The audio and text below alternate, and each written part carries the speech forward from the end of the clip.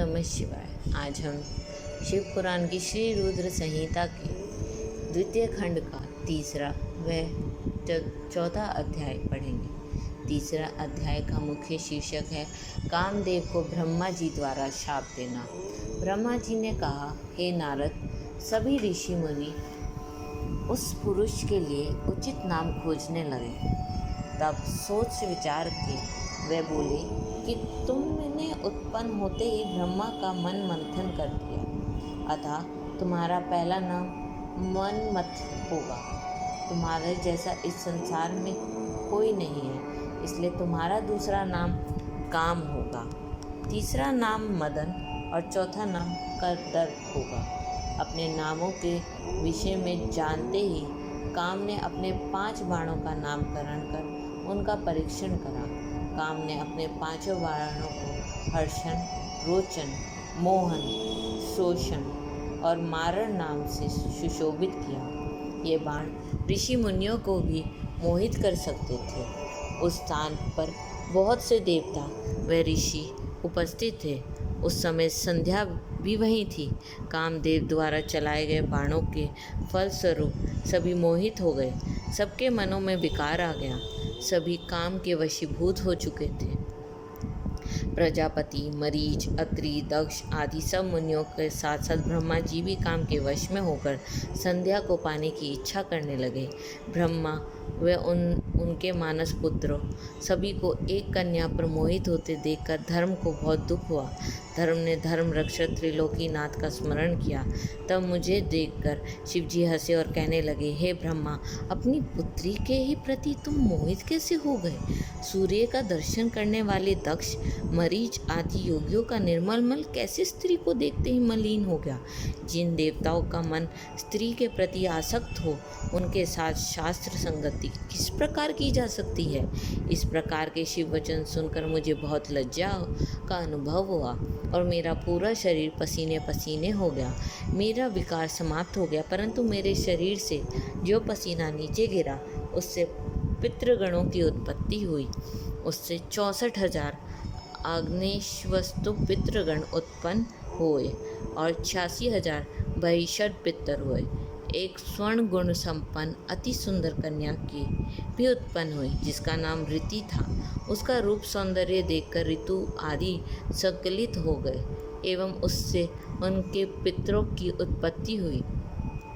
इस प्रकार संध्या से बहुत से पितरों की उत्पत्ति हुई। शिवजी के वहाँ से अंतर्ध्यान होने पर मैं काम पर क्रोधित हुआ। मैंने क्रोध होने पर काम के वह बाण वापस खींच लिया।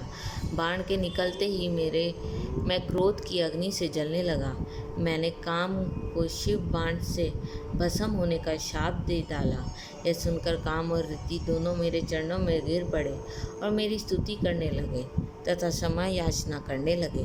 तब काम ने कहा, हे प्रभु, आप ही तो मुझे वर देते हुए कहा था कि ब्रह्मा, विष्णु, रुद्र समेत सभी देवता, ऋषि, मुनि और मनुष्य तुम्हारे वश में होंगे। मैं तो सिर्फ अपनी ही उसी शक्ति का परीक्षण कर रहा था, इसलिए मैं निरपराध हूँ। प्रभु मुझ पर कृपा करें, इस शाप के प्रभाव को समाप्त करने का उपाय बताएं। इस प्रकार काम के वचनों को सुनकर ब्रह्मा जी का क्रोध शांत हुआ। तब उन्होंने कहा कि मेरा शाप झूठा नहीं हो सकता, इसलिए तुम महादेव की तीसरी नेत्र रूपी अग्नि बाण से भस्म हो जाओगे। परंतु कुछ समय पश्चात जब शिवजी विवाह करेंगे, अर्थात उनके जीवन में देवी पार्वती आएंगी, तब तुम्हारा शरीर तुम्हें पुनः प्राप्त हो जाएगा। चौथा अध्याय कामरति का विवाह। नारद जी ने पूछा, हे ब्रह्मा जी, इसके पश्चात क्या हुआ? आप मुझे इससे आगे की कथा भी बताइए। भगवान, काम और रति का विवाह हुआ या नहीं? आपके शाप का क्या हुआ? कृपया इसके बारे में भी मुझे सविस्तार बताइए। ब्रह्मा जी बोले, शिव जी के वहाँ से अंतर्ध्यान हो जाने पर दक्ष ने काम से कहा, हे कामदेव, आपके ही समान गुणों वाली परम सुंदरी एवं सुशील मेरी कन्या को तुम पत्नी के रूप में स्वीकार करो। मेरी पुत्री सर्वगुण संपन्न है तथा हर तरीके से आपके लिए सुयोग्य है। हे माँ तेजस्वी मनोभव, यह हमेशा तुम्हारे साथ रहेगी और तुम्हारी इच्छा अनुसार कार्य करेगी। यह कहकर दक्ष ने अपनी कन्या, जो उनके पसीने से उत्पन्न हुई थी, का नाम ऋति रख दिया। तत्पश्चात कामदेव की रीति का विवाह 16 संपन्न हुआ। हे नारद, दक्ष की पुत्री रीति बड़ी रमणीय और परम सुंदरी थी। उसका रूप लावण्य मुनियों को भी मोह लेने वाला था। रीति से विवाह होने पर कामदेव अत्यंत प्रसन्न हुए। वे रीति पर पूर्ण मोहित थे। उनके विवाह पर बहुत बहुत बड़ा उत्सव हुआ। प्रजापति दक्ष पुत्री के लिए सुयोग्य वर पाकर बहुत खुश थे।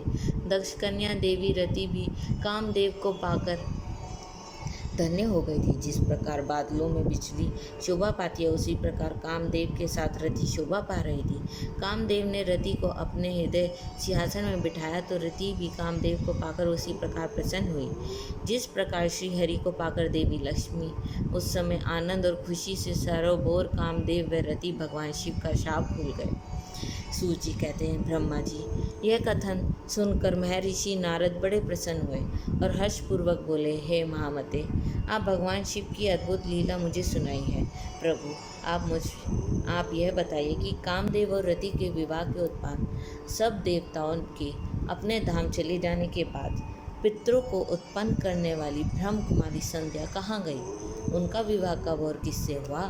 संध्या के विषय में मेरी जिज्ञासा शांत करिए। ओम नमः शिवाय।